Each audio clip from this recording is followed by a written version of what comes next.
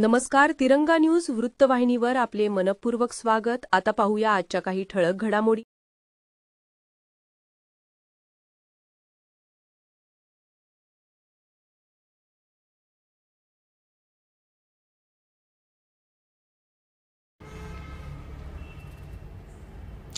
शिंदे शिवसेनेच्या महिला आघाडी शहर प्रमुख वैशाली अशोक तारे यांनी आज पत्रकारांशी बोलताना संगमनेरचे लोकप्रतिनिधी आमदार अमोल खताळ यांच्यावर बोचरे राजकीय प्रहार केले. हे दुसऱ्याच्या बुद्धीने चालणारे कर्तृत्व शून्य रिकामे भांडे, लायकीपेक्षा जास्त मिळालेले लोकप्रतिनिधी अशा शब्दात त्यांनी ताशेरे ओढले. तिकीट वाटपात काळे धंदेवाल्यांना प्राधान्य, निष्ठावंतांना डावलणे, हप्तेखोरीला लगाम नसणे, प्रवारा नदीतील क्रेन राजकारण या सर्वांचा ठपका ताऱ्यांनी खताळावर ठेवला. हिंदुत्वाचेच वाटोळे केले. ताऱ्यांनी आरोप केला की संगमनेरातील हिंदुत्वाची दिशा बदलण्याचे काम खताळांनीच केले. पैशांचे राजकारण, टक्केवारीची राजवट आणि अशिक्षित उमेदवारांना तिकीट देऊन नगर परिषदेचा इतर स्तर खाली खेचण्याचा आरोप त्यांनी केला. निधी कुठे, काम कुठे, योगदान शून्य. संगमनेरसाठी 1 रुपयाचा निधी आणला असेल तर त्यातील टक्केवारीचे सत्य जनतेसमोर आणा, असा सवाल ताऱ्यांनी उपस्थित केला. माजी मंत्री बाळासाहेब थोरात यांनी निळवंडे धरण होईपर्यंत विकासाचे काम केले, पण खताळ फक्त आयत्या पिठावर रेघोट्या मारत बसले. ताऱ्यांनी स्पष्ट इशारा दिला की रिकामे भांडे लोकप्रतिनिधी, सुज्ञ मतदार त्यांना थारा देणार नाही. आगामी निवडणुकीत खताळ यांचा एकही नगरसेवक निवडून येणार नाही. त्यांनी जिल्हा प्रमुख व निरीक्षकांना कशा प्रकारे दाबून ठेवले जाते याचाही उल्लेख केला. शिंदे शिवसेनेचा राजीनामा या सर्व घडामोडीमुळे वैशाली तारे यांनी आपल्या पदाचा राजीनामा जाहीर केला. त्यांच्यासोबत मनीषा अंबादास पंधारे, वंदना बाळू भुसे, सौ ज्योती सागर पंधारे यांनी आपल्या पदाचा राजीनामा दिला. विरोध असतानाही थोरात, तांबे दुःखात धावून आले, परंतु खताळ मात्र फिरकलेही नाही, अशी ताऱ्यांनी खंत व्यक्त केली. ताऱ्यांनी सांगितले, मी थोरातांना विरोध केला, पण माझ्या पत्नीच्या निधनानंतर ते स्वतः घरी येऊन गेले. पण वैशाली अशोक तारे, शिवसेना शहर प्रमुख महिला आघाडी, मी राजीनामा दिलेला आहे. याच्या मागचे कारण असे आहे की ज्या वेळेला अमोल खताळांना तिकीट मिळालं त्यावेळेला मी गेल्या 3 वर्षापासून शिवसेनेचं पद सांभाळते आणि लोखंडेंबरोबर पण मी चांगलं काम केलं. ते निरीक्षकांनी त्याची दखल घेतली, वरतीही दखल घेतलेली आहे. आणि ज्या वेळेला अमोल खताळांना तिकीट मिळालं त्यावेळेला त्यांच्याबरोबर बीजेपीचेही कार्यकर्ते नव्हते आणि शिवसेनेचेही नव्हते. उगाच बोटावर मोजण्या इतके 2-3 कार्यकर्ते होते. आणि मग त्याच्यानंतर हळूहळू आम्ही त्यांच्याबरोबर, मी आमचे जिल्हा प्रमुख सुनीताताई शेळके यांना बोलवलं, त्यांनी पण महिला बोलवल्या. आम्ही आमच्या स्वतःच्या खर्चांनी स्वतः खर्च करून महिलांना सांभाळून अमोल खताळांचा आम्ही प्रचार केला आणि त्यात त्यांना यश मिळाले. पण त्याच्यानंतर अमोल खताळांनी प्रत्येक वेळी ज्या वेळेला स्टेजवरचे कार्यक्रम होते त्यावेळेला पायलताई शहर प्रमुख भाजपच्या त्यांना बोलवायचे, जिल्हा प्रमुख उपजिल्हा प्रमुखांना बोलवायचे. हे त्यांच्या हाताखालचे जे कार्यकर्ते होते त्यांनी माझ्याशी जे खुन्नस केली एक प्रकारे, तर त्यांचं ऐकून स्वतःची बुद्धी नसलेल्या प्राण्यासारखं वागले ते. आणि त्यांचं ऐकून मला कधीही स्टेजवर बोलवलं नाही. ज्यावेळेला मुख्यमंत्री आले होते त्यावेळेला पण माझं नाव लेट उच्चारण्यात आलं आणि मला आतमध्ये प्रवेश दिला गेला नाही. ह्याच्या मागं पण अमोल खताळांचाच हात आहे असा माझा आरोप आहे. मी तरी पण आहे ना का धामधुमीत झाला असेल बाबा असं म्हणून ते तिकडेही दुर्लक्ष केलं. पण आता नगरपंचायतीच्या ज्या निवडणुका लागल्या त्याच्यामध्ये अमोल खताळांनी कुठल्याही निवडणूक प्रक्रियेमध्ये मला स्थान दिलं नाही, मला एका शब्दानेही विचारलं नाही. मी त्यांना 10 वेळा त्यांच्याकडे गेले आणि त्यांना सांगितलं की मला 14 नंबर मधनं उभं राहायचं आहे, कारण मी 11 नंबर मध्ये वार्ड मध्ये राहते. 11 नंबर मध्ये ओबीसी वार्ड झाला, आम्ही ओपन मध्ये पडतो, त्याच्यामुळे मी 14 नंबर मध्ये त्यांना तिकीट मागितलं. पण त्याच्यावर कुठलीही एक प्रतिक्रिया दिली नाही. तुम्ही फॉर्म भरा, आपण करू, आपण पाहू, असं अंधारात ठेवण्यात आलं. नाहीतर मी अपक्ष भरूनही निवडून येऊ शकत होते, एवढी माझी मला गॅरंटी आहे, त्यांना असो किंवा नसो. पण अमोल खताळांनी माझा घात केला मग त्याचा रोष येऊन मी शिवसेना पक्षांचा राजीनामा देत आहे. आणि अमोल खताळांनी जिल्हा प्रमुखांना आणि यांना पण अशी तंबी दिली आहे की संगमनेरचं जे काही राजकारण असेल ते मी पाहिल, उमेदवार कोणते निवडायचे ते मी पाहिल. म्हणजे मलाही खाण्याचं काम त्यांनी केलेलं आहे. यांना असं वाटलं की मी जास्त बोलते आणि निधीबाबत ह्याच्याबाबत गौप्यस्फोट होतील ह्याच्याबाबत त्यांना माझी भीती वाटली आणि म्हणून त्यांनी मला बाजूला केलं आणि त्यांचा विचार मी ओळखून घेतला आणि एकंदरीत त्यांना काय करायचं आहे माझ्या बाबतीत, म्हणून मी आधीच राजीनामा दिला. आणि अमोल खताळ हे कार्यक्षम आमदार असतील असं मला मुळीच वाटत नाही. हे दुसऱ्याच्या बुद्धीने चालणारे आणि दुसऱ्यांच्या विचारांवर चालणारे. मग स्वतःची बुद्धी यांना बुद्धी नव्हती का? यांना पहिल्यापासून माहित होतं यांच्या पत्नीला कोणी साथ दिली. यांच्या पत्नीबरोबर सगळ्या शहरामध्ये मीच फिरले होते. माझ्या महिला होत्या. तुमच्या कोणत्या महिला होत्या? तुमचे नातेवाईक तरी आले होते का तुमच्या बरोबर फिरायला? तुमच्या नातेवाईकांनी पण इग्नोर केलं होतं तुम्हाला. आणि त्यावेळेला पूर्ण अख्ख्या शहरामध्ये पायपीट केली. तुमच्याशी प्रामाणिकपणे काम केलं. आम्ही जमिनीवरचे कार्यकर्ते आहोत आणि याची दखल आहे ना आमदारांनी घेतलीच पाहिजे होती. पण आमदारांनी आम्हाला सरळ सरळ इग्नोर केलं, बाजूला फेकून दिलं. त्यांना वाटलं का निवडणूक झाल्यानंतर एक महिन्यानंतरच माझ्या पतींचं निधन झालं.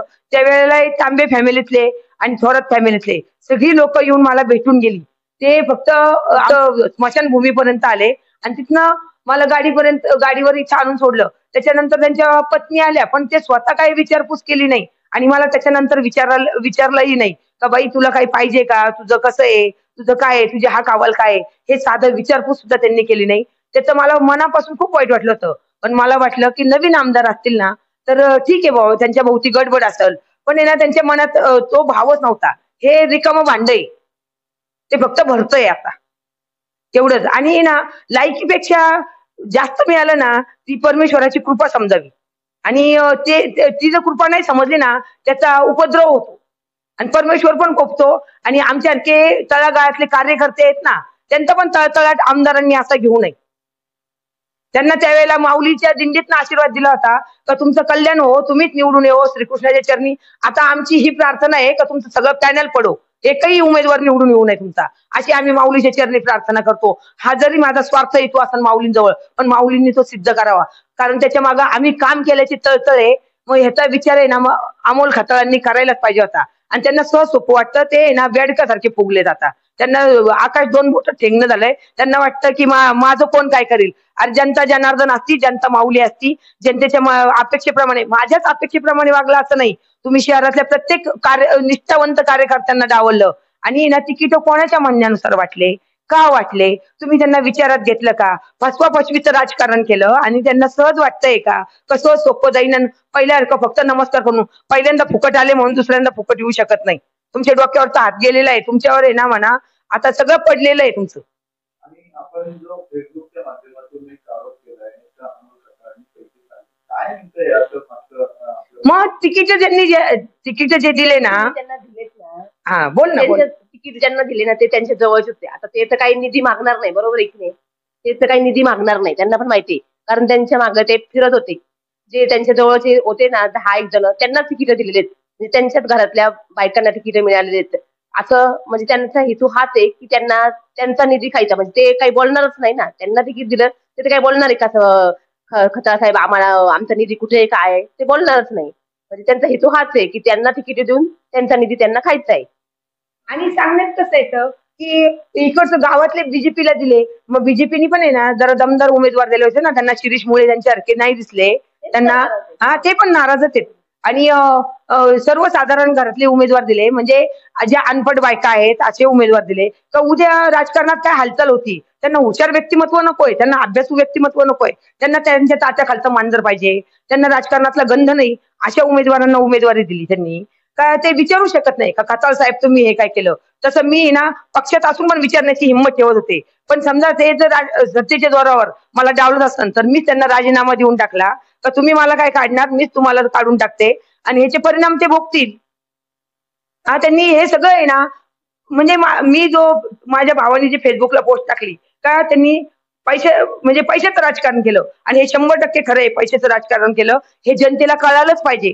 काय ना हे जे हातापाया पडतायत ना आता आणि आपल्या उमेदवारांनी हिंदुत्व काही नाही. आम्ही खरे हिंदुत्वाचे जाणते आहेत. आम्ही RSS ला मनापासून मानणारे आहेत. आम्ही ब्राह्मण समाजाचे आहेत आणि आम्ही RSS ला मानणारे लोक आहेत. आम्ही हिंदुत्व म्हणूनच त्यांच्या जवळ गेलो होतो. पण हिंदुत्वाची वाट लावणारे पहिले आमदार मी संगमनेरात पाहिलेत. त्यांना फक्त स्वतःच घर कसं भरायचं, रिकामं भांड कसं भरायचं ना, एवढंच त्यांचं चाललेलं आहे. त्यांना कार्यकर्त्यांशी काही घेणं नाहीये. 2 नंबरवाल्यांना तिकीट देतात. आतापर्यंत थोरातांच्या काळात नदीचं जे पण विद्रुपीकरण झालंच त्यांच्या काळात पण विद्रुपीकरण. हे वाळूचे ठेके चालले. पण आता तर नदीला डायरेक्ट क्रेन लावण्यात आल्या. कार्तिकी पौर्णिमेच्या वेळेला मी शूटिंग काढलेल्या आहेत. काय ना, मग ह्याचा मालक कोण आहे? तहसीलदारांच्या आदेशानुसार हे चालतात का? एवढ्या क्रेन, मोठ्या मोठ्या क्रेन लावून वाळूचा उपसा चालू आहे. प्रवरा नदीमध्ये एक एक जण बुडतोय, मरतोय. त्याच्याशी आमदारांना काहीच घेणं नाही. म्हणे शहराचा विकास करणार. ह्याला विकास म्हणतात का? ह्यांनी काय काय केलं सामान्य जनतेसाठी? 1 वर्षाला निवडून आले. फक्त निधी आणला. निधीची टक्केवारी ती कुठे गेली? कोणाला कॉन्ट्रॅक्ट दिलं? सामान्य कार्यकर्त्यांना कळालं का त्यांना?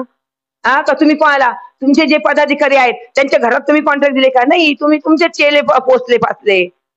तुमचे हप्तेखोरी चालू झाली. मोठ्या प्रमाणात हप्तेखोरी चालू झाली. हे आमच्या पदाधिकाऱ्यांना कळत होतं. तरी आम्ही शांत होतो. काय ना, थोडाफार तरी न्याय यांच्याकडे असेल. पण यांच्याकडे कुठलाच न्याय नाही. मग पूर्वश्रमीचेच आमदार काय वाईट आहेत आम्हाला? कमीत कमी त्यांनी टक्केवारी खात असन, काय असन, दुनिया करत असन. पण शहराचा विकास त्यांनीच केला. निळवंड्याचं पाणी त्यांनीच आणलं. आणि या चाऱ्या म्हणतात ना, ते खरोखर आम्ही लोखंडेच्या हाताखाली काम केलं. पाणीदार खासदार लोखंडेच आहे आणि हे चाऱ्यांचं काम लोखंडेंनी केलं. आईच्या पिठावर रेगोटे मारायला बरे आमदार उभे राहिले. यांचं स्वतःचं कुठलंच कर्तृत्व नाहीये आणि हे कर्तृत्व शून्य आमदार आहेत. हे इथून पुढे फक्त रिकामं भांडत भरणार आहेत. हे पुढे शहराचा विकास नाही करणार आहे. ह्यांचं आलं की परत ठेकेदारी सुरू होणार आहे जोमात. माझं जनतेला आव्हान आहे का, ह्यांच्या आहे ना हिंदुत्व बिंदुत्व काहीच नाहीये. तुम्ही छावास अपक्षांना मत द्या, तुम्हाला वाटेल त्यांना मत द्या, पण ह्या भामच्यांना मत देऊ नका. कारण यांनी भामचेच उभे केलेत सारे. जे आजकाल उभे राहिलेत.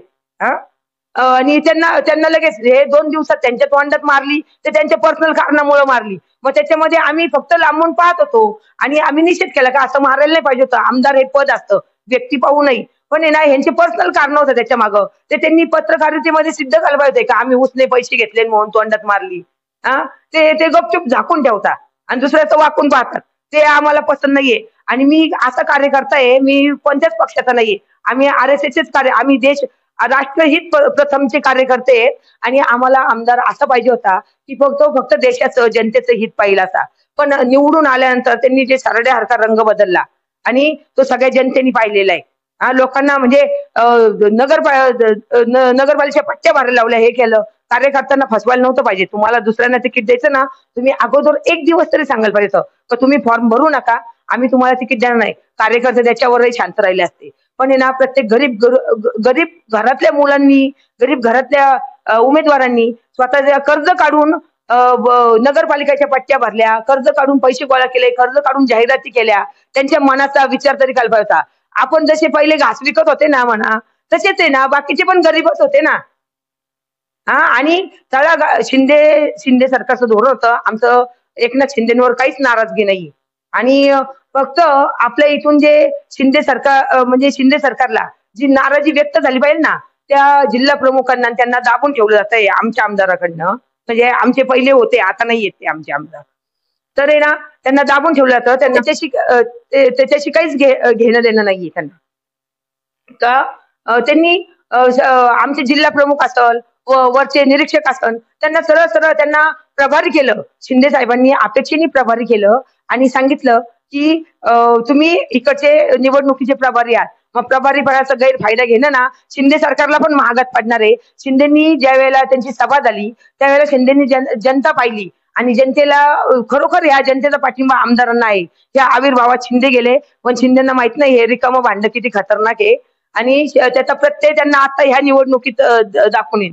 तेव्हा आहे ना, आमदारांना सवाल विचारावा ज्या वेळेला निवडणुकीचा. मी आताच भाकीत करते, ह्यांचं कोणता नगराध्यक्ष लागत नाहीये आणि नगरसेवक पण 1-2 सोडले तर मला नाही वाटत निवडून येतील म्हणून.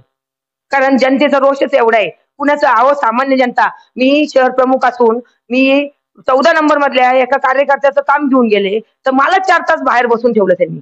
विचारलं, मी शहर प्रमुख आहे, तिथं कुणी कोणाला, तिथं फक्त आहे ना 2 नंबरवाले त्यांच्या हाताखाली करणारे, ताटेगिरी करणारे. आमच्या रक्तातच ताटेगिरी नाही. आणि त्यांना तसं वाटत होतं. यापुढे आपलं काय पाऊल असणार आहे, काय म्हणणार आहात? नगरपालिका निवडणूक लागलेली आहे आणि यावर आपलं काय काम भूमिका असणार आहे? आता शहराचा जो विकास करणार त्यांच्या पाठीमागे आम्ही राहणार. आणि जे पण कुणी असेल शहराचा विकास करणार आहे जनतेच्या मनामनात आहे. आणि जनतेला आता कळून चुकलं काय आहे ना, आपल्या शहराचा विकास रिकामं भांडे घेऊन नाही आलेले. शहराचा विकास करणारे भरलेले भांडे आहेत त्यांचे. मग भरलेल्या भांड्यांनाच आम्ही मत देणार, रिकाम्या भांड्यांना देणार नाही. अशाच नवनवीन घडामोडी पाहण्यासाठी आजच आपल्या तिरंगा न्यूज यूट्यूब चॅनलला लाईक करा, सबस्क्राईब करा, तसेच अनेकांना ग्रुपमध्ये फॉरवर्ड करा. संपर्क राजेश जेधे 98 50 42 51 15.